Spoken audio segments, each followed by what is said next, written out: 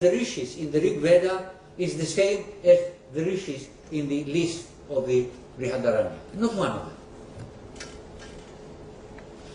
Moreover, in the Rig Veda we do not find the traditional teaching that we find in the Upanishad. I am Atma Brahma, or Aham Brahmasmi. We do not find it in the Rig Veda. We found it formulated differently in some of the hymns, but we do not find this particular Upanishadic formulation.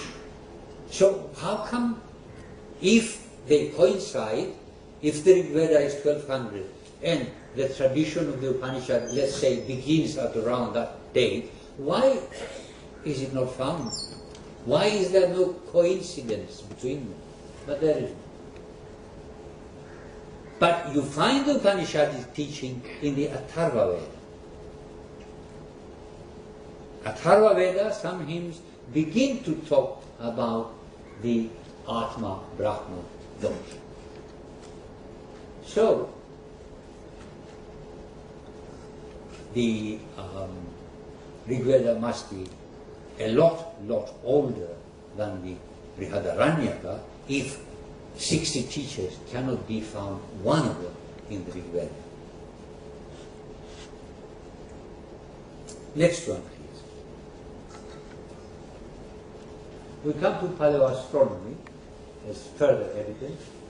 In 1969, Raghavan calculated that many astronomical references in Mahabharata converged in the year 3067.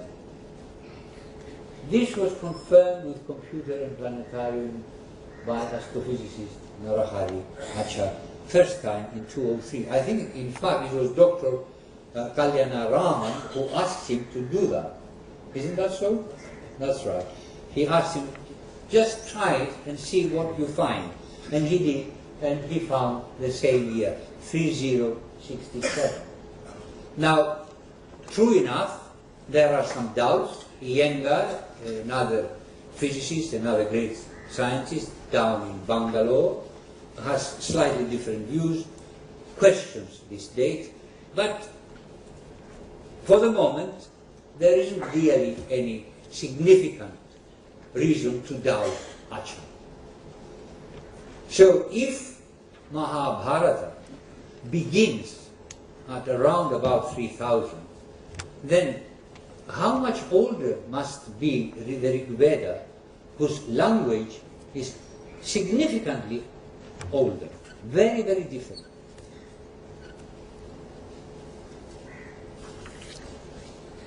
Next one. And we come now to river Saraswati. Saraswati is mentioned in all the books of the Rig Veda as a great river nourishing the 5 tribes of the Aryans, the Anus, the Turvasas, the Druhyus, the Purus, and the Yadus. And is called in book 2 Naditama, Ambitama, Devitama. Greatest river, best mother, best goddess. In book Mandala 6, in 52, it is said that Saraswati is swollen, is made large, Pinvamana, Sindubhi, by many rivers. Because lots of rivers were coming down from the Himalayas, falling into the Saraswati, and the Saraswati was flowing all the way down to the sea, an enormous river. It is calculated that at one or two places, its width was 14 kilometers. Can you imagine that? And 795 says it flows clear, Giribhya a Samudra, from the mountains to the ocean. Here, Samudra cannot possibly mean confluence or terminal lake, or a gathering place of water in the Himalayas. 796 too, it is said that the Purus inhabit its 2 bushy banks.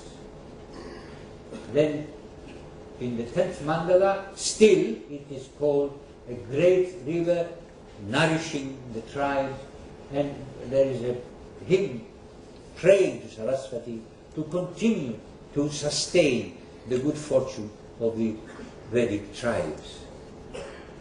How old is Saraswati? Now, Michel Danino, an archaeologist, a French archaeologist who lives in India and in fact has become an Indian subject now, he's an Indian civilian, has written recently, last year, a splendid book gathering up all the evidence about Saraswati up until now. It's called The Lost River. I have no royalties, I'm not pushing it. It's an excellent book. Now, can we have the next one, please? Therein you will find that in the very latest research, Puratattva, Sharma and other scientists show that Saraswati flows down to the sea. Now, these scholars say that this happened before 3600. I should have added there Bridget Olchin. She's another British archaeologist and expert on the Harappan civilization.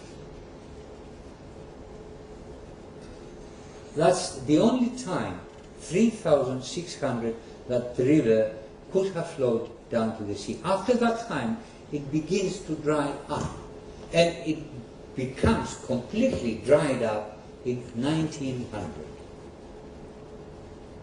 So, if the Rig Veda is praising Saraswati as a great river swollen by many other rivers flowing down to the ocean, it must, at least these hymns must have been composed before 3600. Wouldn't you say? Say yes, yes. Come on. It's not difficult. Now the name Saraswati, Saras means she who has swirls, ponds, currents. Now the dhatu sr is given in the dhatu patha as gatau, flowing, leaping, rushing. Now you find the same dhatu is cognate in Latin as sal, in Greek as hial or hal, and in Tokaria, another Indo-European language, as sal, leap. Now the dhatu sr gives lots of, it gives the verb sisarti or sarate, and also sara, sara, sarayu, sarayu, sarit, sara, and so on. Now, mainstream Indo-European scholars claim that the Aryans came into Saptasindhu, saw this beautiful river, and gave it the name Saraswati in memory of Kharachvaiti, which was in Iran. Now, the twisted thinking here is beyond belief. Observe this. The word Harak stands alone in Avestan. There is no other word related to that word. The word for lake, the corresponding of Saras, is Vairi. Do I give it there? Yes, Vairi. Harak, nobody knows what it means. There is nothing in Avestan to suggest anything about Harak.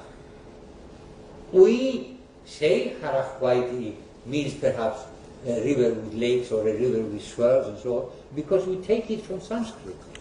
Now, how is it possible? Follow my thinking, please.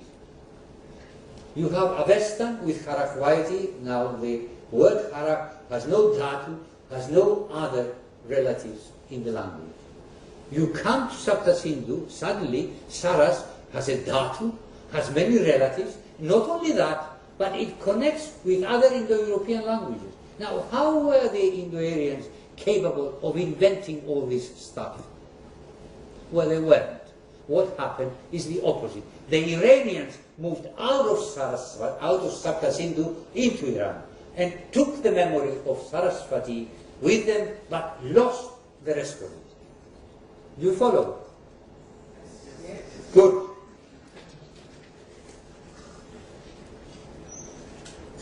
There is another aspect. Observe this. Iranian does not have the original Indo-European sa sound. It has in its place ha. Soma, in the drink that the gods and the Vedic people drank, becomes in a Western hauma. Asura becomes ahura, ha. You follow? So, the Indo-Aryans move away from Iran, they come into Sapta Sindhu, they retain the original sa sound, but mysteriously the Western people lose the sa and they make it into ha. Now, how is this possible? The further you travel along, the more losses you are going to have.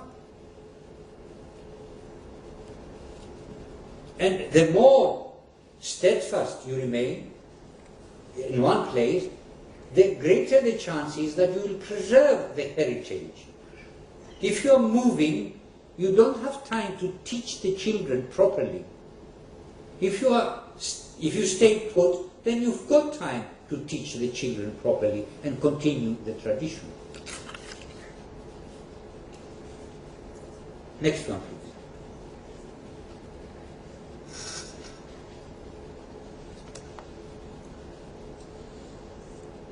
Now, I'm sorry, I'm going to be very technical linguistically here. Please forgive me. If you don't understand, it doesn't matter. What I'm trying to prove is that Vedic is much older than Avesta.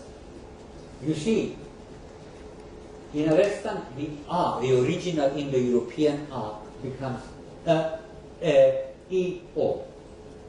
Now, Vedic has Naram. Avestan has Nar. Do you follow? The original S, as I said, became Tha. The voiced aspirates like Da become Da in Avestan. So the verb Da, Da, Dhati, Dhana, and so on becomes in Avestan Da. And therefore it becomes indistinguishable from the verb Da, which means I give. Da means I place, Da I give, but in Avestan both are Da. But the most significant part of the lot is that periphrastic perfect. Now, shall I go on with periphrastic perfect? Do you have any idea what periphrastic perfect is? Please, there are some linguists down there. Now, in Vedic, periphrastic perfect, we use it all the time in English. I have done. Have and done is periphrastic perfect. You use an auxiliary verb to indicate past tense. I did is aorist, it's past, but it has no auxiliary. I have done has an auxiliary, and therefore it's called periphrastic. Okay? Now, in Vedic, you have the accusative feminine, Gamayam, Chakara, or Chakre.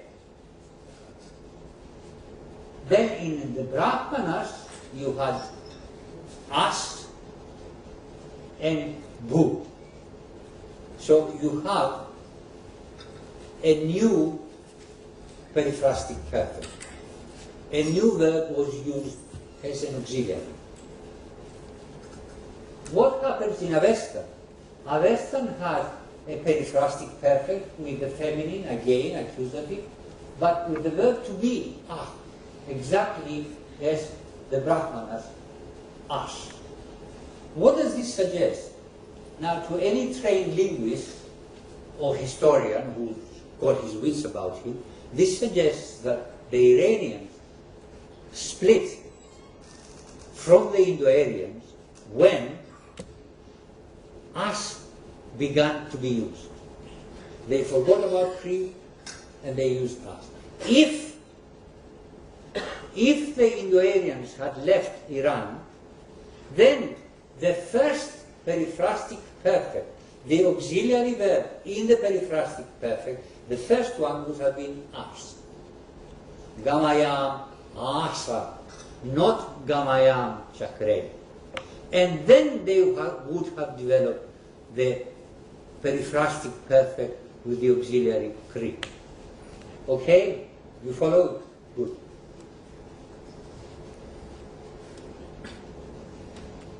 Well, I won't go any further. Next one, please.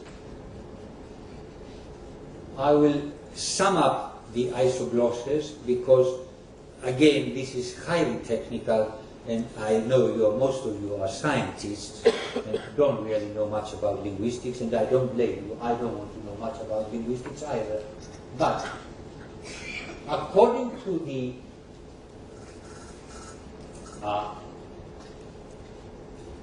AIT, beginning from the Kurgan, people spread out and they carried the language, and the language got developed differently. But you have isoglosses that are shared between Tocharian, Italic, and Celtic. This is the so-called the Ra marker for the medial passive perfect. Forgive me. Even I don't know what it means. Now, how is it possible, observe, that Tocharian, which is far east, and Celtic, which is far west, retain the same isogloss, but Sapta Sindhu, Indic, Sanskrit, did not retain it, Iranian did not retain it. How is this possible? It's not possible. This means that Tocharian, Germanic, Slavic, Albanian, Greek were together. They developed this isogloss to the exclusion of Iranian and Indic. But where would they have been together to the exclusion of Sanskrit? If you move from the Kurgan down, you come into the Black Sea and drown. So they couldn't possibly go south. If they went up north, that means that Hittite would have to double back and come into Anatolia. Also, Greek would have to double back. If they went eastwards, they would fall into the Caspian Sea, or if they didn't fall into the Caspian Sea, that meant that the Germans and the Italians moved westwards, they doubled back again. If they moved to the west, that means that the Tocharian and the Armenians moved eastward. So it doesn't really make much sense. This applies to a lot more isoglosses. But if you start from Bactria, the Tocharians move up, and so you dismiss them, and that's that. You don't have to bother with them again. Then the others move further on, and that's okay. And Vedic did not preserve this. It did actually, in a small measure, but there is no problem. So even isoglosses, a perfectly linguistic matter, goes against the linguists who propose the Aryan invasion theory. I have written a very long paper. It will get published very shortly, and if you scientists are interested, I'll send you a copy so you can read it, showing it in very great detail. Next one, please. Now, this is a scholar in New York. Now, please read what he writes. After he saw my papers, he wrote to me, and we are good friends and correspond now. This is quite independently of me. I didn't know him when he was writing these things. But he wrote to me afterwards, and So that's how we got to know one another.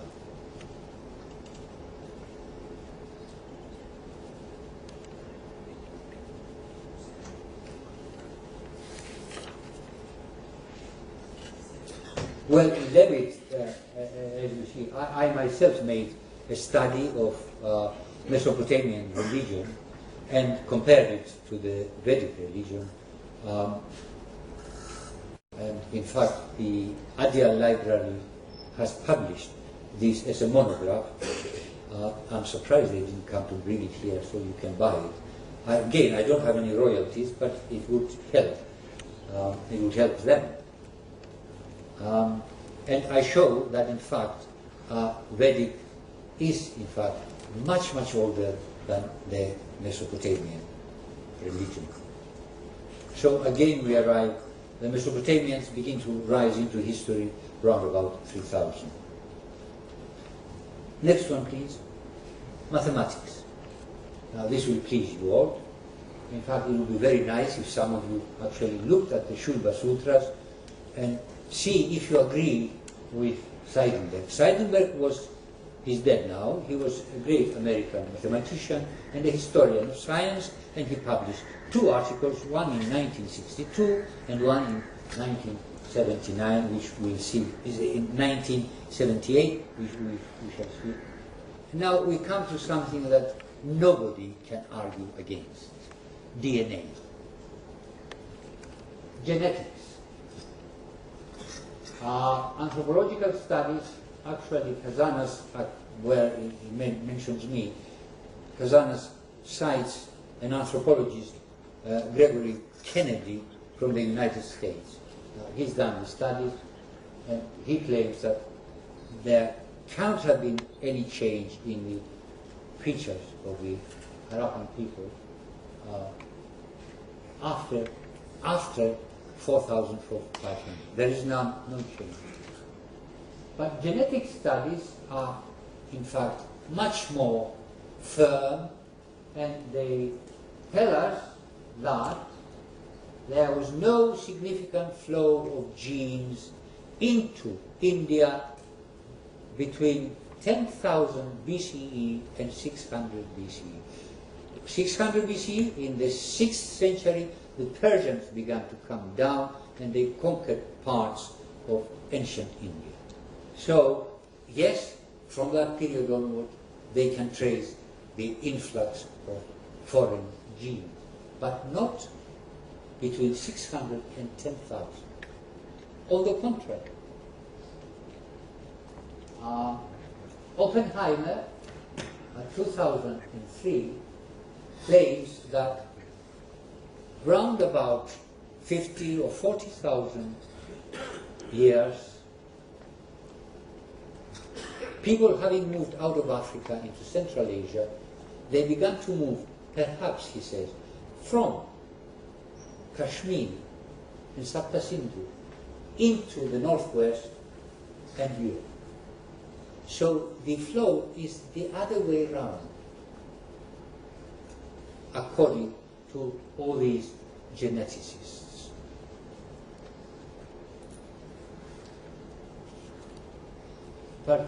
Observe what particularly Stephen Oppenheimer, who is an Oxford geneticist, said: any theory of a male invasion of India is undermined by the data.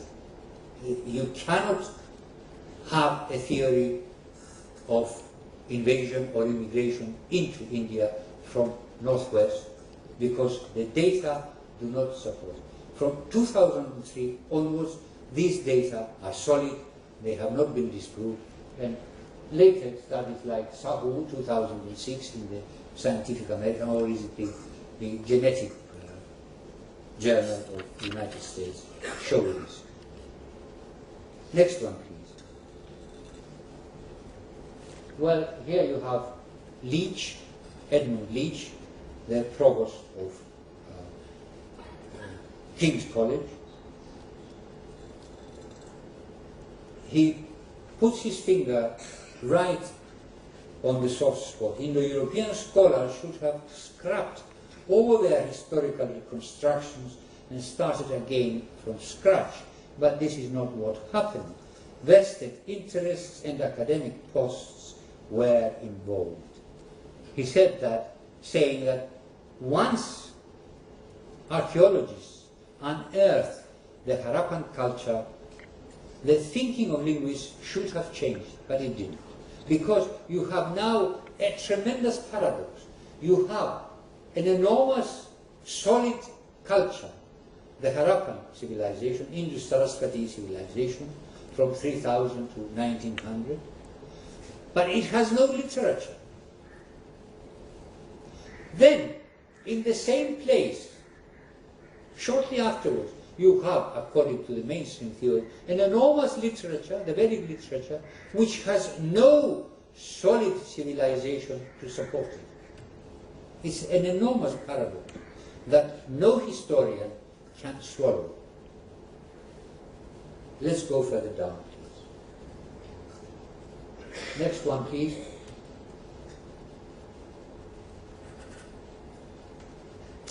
What have we got here? We now examine the literary evidence in the Rig Veda itself. The Angirases say, our ancestors have always been here, they've sacrificed here. We don't remember any other place. The Vasishtas say the same thing in book 7. In book 5, we have Asmakastascha Surayo Vishwa Asas Tarishani. Tarishani should be, is it?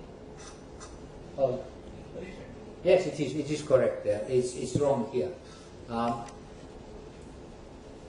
And it explains, let our sages pervade all regions.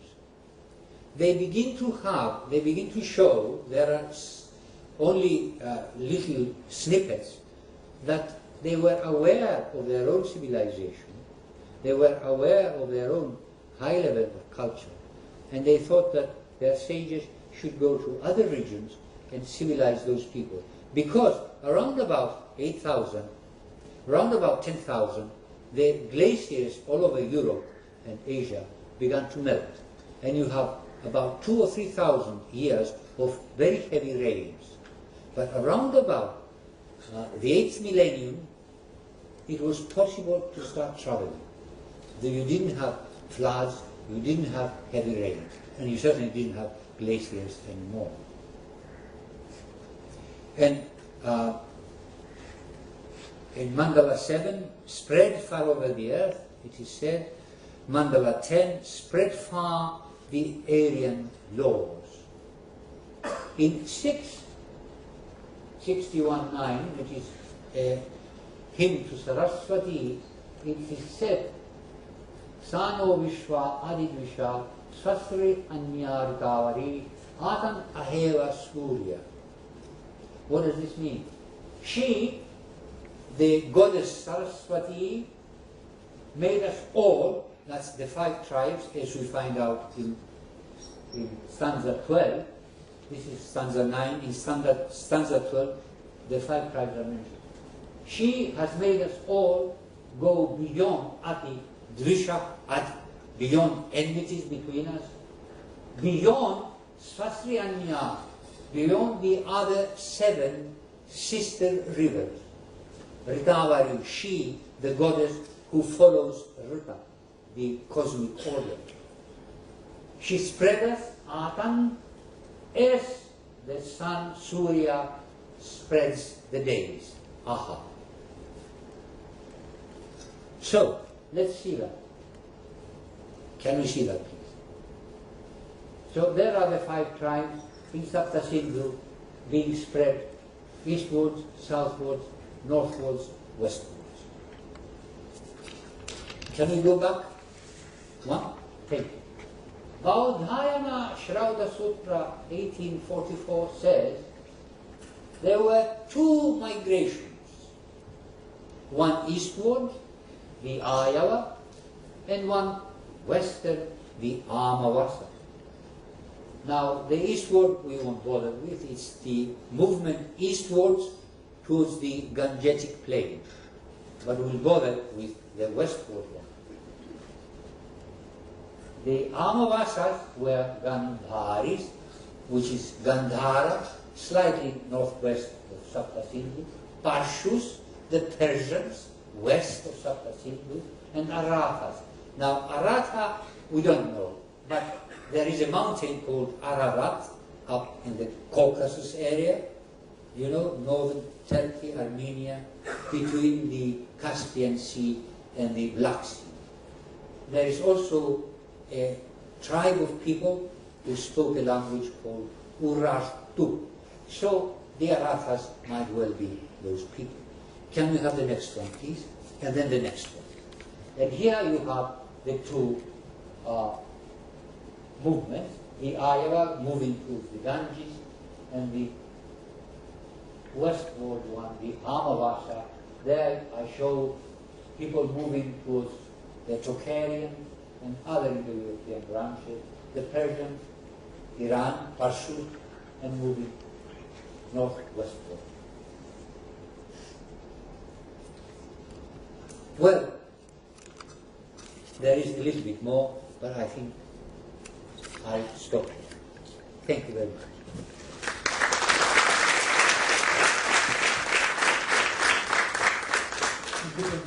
You mentioned that Iranians and possibly Europeans moved out of the Indo-Aryan area at a certain point of time. Yes. Now, what could be the possible reasons why they would do so, given that we had such a prosperous civilization running in the Indo-Aryan area? What could be the reasons why would they want to move out onto a, let's say, an unexplored area? Two reasons. One reason is that some wise people moved in order to spread the Aryan laws. I mentioned that. You remember that I mentioned that? Yes. The other reason is that some were perhaps discontent. You know, Arya does not mean a race. Arya is a particular type of person who follows the Arya way of life. Now, among the, can we go back to the tribes? Yes. Among the tribes, some people did not follow the way of life of the Arya, the noble people. They moved off, they forgot some of the laws, they became an-Arya, and in fact there were internecine wars. Some Aryan tribes fought with others. So some of them moved away, even further away, exploring new areas, settling somewhere else to be away from these objectionable areas who wouldn't have them as their brothers. That's the second reason. The third reason, there are always people who like adventure. I mean, I like adventure, that's why I come to India and meet all you people, trying to civilize you, trying to teach you your own history,